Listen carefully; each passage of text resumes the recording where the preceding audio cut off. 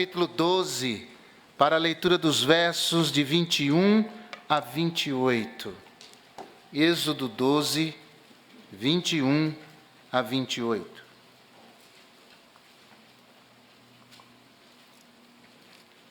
Cinco verdades sobre a Páscoa. Êxodo 12, 21 a 28. Chamou, pois, Moisés a todos os anciãos de Israel e disse-lhes: Escolhei e tomai vós cordeiros para vossas famílias e sacrificai a Páscoa. Então tomai um molho de isopo e molhai-o no sangue que estiver na bacia e passai-o na verga da porta e em ambas as ombreiras do sangue que estiver na bacia. Porém, nenhum de vós saia da porta da sua casa até amanhã. Porque o Senhor passará para ferir os egípcios, porém quando vir o sangue na verga da porta e em ambas as ombreiras, o Senhor passará aquela porta e não deixará o destruidor entrar em vossas casas para vos ferir. Portanto, guardai isto por estatuto para vós e para vossos filhos para sempre. E acontecerá que, quando entrares na terra que o Senhor vos dará, como tem dito, guardareis este culto. E acontecerá que, quando vossos filhos vos disserem: que culto é este? Então direis: este é o sacrifício da Páscoa ao Senhor, que passou as casas dos filhos de Israel no Egito, quando feriu aos egípcios e livrou as nossas casas. Então o povo inclinou-se e adorou. E foram os filhos de Israel e fizeram isso, como o Senhor ordenara a Moisés e a Arão, assim fizeram. Louvado seja Deus pela sua eterna palavra. Agradecemos, Pai, por este momento, por esta oportunidade, por sabermos, sentirmos a ação do Teu Espírito em nosso meio durante todo este culto. Pedimos que o Senhor nos abençoe diante da Tua palavra, em nome de Jesus. Amém. Assentem-se, por favor. A palavra Páscoa, ela vem de um verbo hebraico que dá o sentido de passar por cima. A ideia é que quando Deus mandou que o animal, cordeiros, fossem mortos e o sangue desses cordeiros fossem passados nos umbrais, nas vergas das portas, e quando o anjo da morte passasse, quando aquele enviado de Deus passasse, qualquer casa que não tivesse aquela marca do sangue, o primogênito morreria. Mas quando o anjo chegava e havia ali a marca do sangue, então a ideia é que o anjo passasse por cima. A ideia é que o anjo passou por cima das casas dos israelitas, poupou a casa dos israelitas e alojou-se nas casas dos egípcios, e onde havia primogênitos, ali houve morte, conforme Êxodo capítulo 12, versículo 21. Eu quero lhes falar bem objetivamente sobre 5 marcas, sobre 5 verdades que a Páscoa nos apresenta. Em primeiro lugar, a Páscoa possui um personagem central. Conforme nós lemos no versículo 21, cordeiros foram mortos. O sangue foi passado nos umbrais das portas, mas houve a morte desses cordeiros. E nós sabemos que Cristo estava prefigurado ali naqueles cordeiros. João disse em João 1, verso 29, que Jesus era o Cordeiro de Deus que tirava ou que tira o pecado do mundo. Em Isaías capítulo 53, versículo 7, Isaías compara Jesus a um cordeiro mudo que vai para o matadouro, ou seja, Cristo é aquele que foi sacrificado por nós na Páscoa. A Páscoa é uma festa judaica, é bem verdade. E durante uma dessas Páscoas, Jesus deixou claro que haveria de dar a sua vida em resgate de todo aquele que crê. E de fato isso aconteceu. Ele morreu naquela cruz por amor a nós, porque é Ele, o Cordeiro de Deus, que tira o pecado do mundo. O personagem central da Páscoa é Cristo. Não há outro animal senão o Cordeiro de Deus, que tira o pecado do mundo, que deve ser enaltecido, cuja atenção da humanidade deve estar focada. Mas uma segunda verdade sobre a Páscoa é a que diz que a Páscoa não só possui um personagem central, mas possui também um sinal distintivo. Exatamente o sangue, conforme nos diz o versículo 22 do texto que nós lemos. Aquele sangue era o sinal que protegeria aquela família, o sinal que protegeria aqueles primogênitos daquela casa, o sangue do animal. A palavra de Deus diz em Hebreus 9:22 que sem derramamento de sangue não há remissão de pecados. O sangue é a vida. E, portanto, aquele sangue derramado mostra que alguém morreu para que nós pudéssemos, por aquele sangue, ter vida. E o sangue de Cristo foi derramado na cruz, e só Ele tem o poder para purificar-nos dos nossos pecados. 1 de João, capítulo 1, verso 7, nos diz isso, que o sangue de Jesus Cristo, Filho de Deus, nos purifica de todo o pecado. Não por obras, não por algo que nós possamos fazer a fim de conseguir o perdão, a remissão dos nossos pecados, mas apenas e tão somente pelo sangue de Jesus Cristo. Nenhum credo, nenhuma regra religiosa tem o poder de, uma vez obedecida, observada, promover perdão de pecados, mas somente o perdão de pecados é conquistado pela morte de Jesus, e aquele que crê no sangue de Jesus Cristo pode ter os seus pecados de fato perdoados. Uma terceira verdade sobre a Páscoa é que diz que a Páscoa possui um propósito abençoador. E tem a ver com o que lemos lá no versículo 41 do capítulo 12. Observe comigo, por favor. E aconteceu que ao fim dos 430 anos, naquele mesmo dia, todos os exércitos do Senhor saíram da terra do Egito. E aí é uma referência ao povo que foi liberto pelo poder de Deus. Foi um ano de pragas assolando a terra do Egito, pragas relativas aos deuses egípcios, que foram humilhados pelo Senhor dos Senhores e pelo Deus dos deuses, por aquele que é soberano e está acima de tudo e de todos. O propósito essencial e abençoador da Páscoa é promover libertação. Nós não somos israelitas, muito menos estávamos escravizados na terra do Egito, mas havia um outro escravizador, muito mais vil, pior do que o Egito, que era o nosso pecado. Nosso pecado que nos afasta de Deus, o nosso pecado que nos mantém distantes de Deus, destituídos da glória de Deus.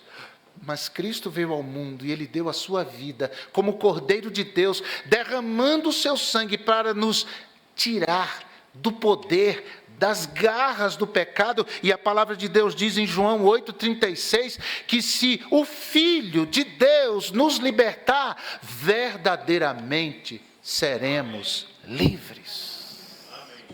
Nós não precisamos de algo para nos fazer, nos sentirmos livres. Não é a libertinagem que atua no mundo, não. Nós somos livres, inclusive, daquilo que muita gente acha que é liberdade. Nós não precisamos do vício para nos sentirmos livres. O vício é escravizador. Nós não precisamos nos entregar aos nossos prazeres, aos nossos deleites, para nos sentirmos vivos. Muito pelo contrário. Pessoas que têm esse estilo de vida estão escravizadas pelo seu desejo. Eles não têm a capacidade, a força de dizer não a essas coisas. Mas em Cristo Jesus não é questão de poder. Em Cristo Jesus é questão de querer. E quando se trata dessas coisas que escravizam tanta gente nesse mundo, porque somos livres em Cristo, nós dissemos, não, eu não quero isso, eu não preciso disso, isso não tem o poder de me dominar, porque um dia em Cristo Jesus eu fui liberto. E louvado seja o Senhor Jesus por isso, porque nele nós somos verdadeiramente livres. Em quarto lugar, a quarta verdade é que diz que a Páscoa possui uma mensagem propositiva. E qual é a mensagem que a Páscoa nos traz? É uma mensagem de vida, mas também uma mensagem de morte. É uma mensagem de morte àqueles que não creem no Cordeiro de Deus que cria ou que tira o pecado do mundo. Pessoas que não creem em Deus estão mortas em seus delitos e pecados. É isso que a palavra de Deus diz. A ira de Deus sobre eles permanecem. É isso que a palavra de Deus diz. E a palavra de Deus não mente. Portanto, o que espera alguém que não crê em Cristo depois desta morte que conhecemos é uma segunda morte. Irreversível morte, danosa morte, que expressa a condenação de uma vida que viverá eternamente privada da presença de Deus em um contínuo sofrimento. Mas a Páscoa também fala de uma mensagem de vida. Que aqueles que estão mortos em seus delitos e pecados podem ser libertos e perdoados por Deus e assim terão vida, e vida eterna, vida verdadeira, vida abundante. A Bíblia diz em Apocalipse, capítulo 22, verso 14, que mais que felizes, bem-aventurados, são os que lavam as suas vestiduras no sangue do Cordeiro, para que lhes assista o direito à árvore da vida, e entrem na cidade pelas portas. E que você possa estar dentro dessa promessa. Se você hoje entregar sua vida a Jesus pela fé, crendo que só Ele é o seu caminho, é sua verdade e sua vida. Mas há uma última verdade sobre a Páscoa. É a que diz que a Páscoa possui um memorial inspirador. E disso trata o versículo 14. Acompanhe comigo, por favor. Êxodo 12, 14.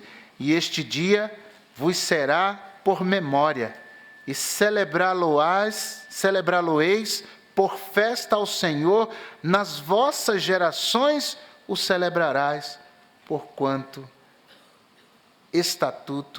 por estatuto, perpétuo, constante. Para os judeus, esse memorial, essa lembrança, essa memória, essa celebração da Páscoa acontece até hoje. Enquanto o templo existia em Jerusalém, essa festa era uma festa comunitária. Então, todos os judeus afluíam para Jerusalém de várias partes do mundo conhecido daquela época para celebrarem a Páscoa. Mas depois da destruição do templo, a festa da Páscoa tornou-se familiar. Os judeus se reúnem, eles têm uma mesa farta e nesta mesa alguns alimentos que fazem referência ao período da escravidão, mas também ao período da libertação. Eles comem ervas amargas para lembrar dos séculos de escravidão e de sofrimento que tiveram. Mas eles comem também o pão ázimo, o pão sem fermento, para lembrar que Deus lhes deu a ordem quanto a matar o cordeiro, quanto a untar os umbrais das portas com o sangue do cordeiro e ficarem de prontidão, todos prontos, de malas prontas, só aguardando a palavra que viria de libertação. Por isso, o pão nem deu tempo de crescer, a massa nem deu tempo de ficar pronta. Eles tinham que comer rapidamente, porque precisavam de maneira urgente e rápida sair do Egito rumo à sua libertação. E eles lembram disso até hoje. Mas, irmãos, a palavra de Deus nos diz, em 1 Coríntios capítulo 5, verso 7, que há uma outra Páscoa, que nós cristãos celebramos. E a Páscoa tem nome, e se chama Jesus Cristo. Jesus é a nossa Páscoa. E nós não comemoramos a libertação do Egito, mas comemoramos a libertação dos nossos pecados. Bem, um cordeiro ou cordeiros não precisam ser mortos em lembrança daquele fato, mas nós, mediante a ceia do Senhor, lembramos do Cordeiro de Deus, que verteu o seu sangue de uma vez por todas, conforme nos diz Hebreus capítulo 10, versículo 10, para a nossa remissão, para o perdão dos nossos pecados. E Colossenses 1, verso 13 e 14 diz: Ele nos libertou do império das trevas e nos transportou para o reino do Filho do seu amor, no qual temos a redenção, a remissão dos nossos pecados. Em Jesus ocorre uma nova Páscoa. Em Jesus ocorre uma nova celebração. Em Jesus ocorre uma nova e superior libertação. E fomos libertos dos nossos pecados de uma vez por todas. Louvado seja o nome do Senhor. Essa nova Páscoa é a passagem da morte para uma vida eterna, a partir da ressurreição de Jesus. Porque há esse componente adicional na nossa história, trajetória de fé. Porque para o judeu a celebração envolve um cordeiro morto. Mas para os cristãos, a celebração da Páscoa envolve um cordeiro que foi morto, o cordeiro de Deus. Mas um cordeiro que não permaneceu morto porque ressuscitou. E tendo ele ressuscitado, a nossa fé não é vã. E tendo ele ressuscitado, a nossa confiança em Deus não é vã. E tendo ele ressuscitado, podemos ter certeza de que um dia, mesmo que tocados pela morte, nós ressuscitaremos também. Por isso Jesus disse: Este é o cálice da nova aliança no meu sangue, derramado em favor de vós. Mas o mesmo Jesus, no evento da ceia que instituiu com aqueles discípulos 2000 anos atrás, disse: vocês comerão comigo desta ceia agora, mas comerão num futuro, a ceia no reino de meu Pai. Ou seja, estaremos vivos pela eternidade para celebrarmos a vitória sobre a morte. E que problema na sua vida é maior do que a morte? Que dificuldade na sua vida é maior do que a morte? Não existe. A morte, a Bíblia diz, é o grande inimigo da humanidade. mas Jesus a venceu. E tendo a confiança em Jesus, irmãos, não há empecilho ou adversidade que possa nos vencer, porque o maior de todos os inimigos, Jesus já sobrepujou, é a morte, e nós, portanto, vivemos nesse mundo de intensa tribulação, mas nós somos filhos da ressurreição. Nós temos dentro do nosso coração um domingo de vitória, um domingo de ressurreição, e vivemos a cada dia nessa perspectiva de que não tememos o presente, não tememos o futuro, porque Jesus ressuscitou. Portanto, a Páscoa traz para nós essas lições, essas verdades, essa mensagem. E nós devemos, irmãos, aquecer o nosso coração com essas verdades e viver essa vitória em Cristo Jesus a cada dia da nossa vida. Nós não seremos, a Bíblia diz que nós somos em Cristo mais do que vencedores. Mas eu sei que tem gente aqui que ainda não conhece a Jesus. Talvez é um frequentante crônico da igreja, talvez nasceu na igreja, tem uma trajetória dentro da igreja, uma família cristã, quem sabe, mas nunca teve um encontro real e vivo com Jesus. Eu quero lhe dizer que essa noite é a sua noite. Essa noite é a oportunidade que Deus te dá para fazer com que esse Cristo nasça, viva, morra e ressuscite no seu coração, mudando radical e abençoadamente a sua vida. É por isso que hoje à noite nós vamos celebrar a ceia do Senhor. A ceia do Senhor não é comemoração apenas e tão somente da morte. Nós lembramos da morte, é um memorial, mas nós celebramos a vida que Cristo veio nos dar mediante a sua morte. E anunciamos para os 4 cantos da terra que um dia esse Jesus ressuscitado voltará, e voltará vitoriosamente para buscar todo aquele que um dia pela fé entregou a Cristo a sua vida. E oxalá que você faça parte desse grupo, amém? Você faça parte desse grupo dos remidos, dos lavados pelo sangue de Jesus.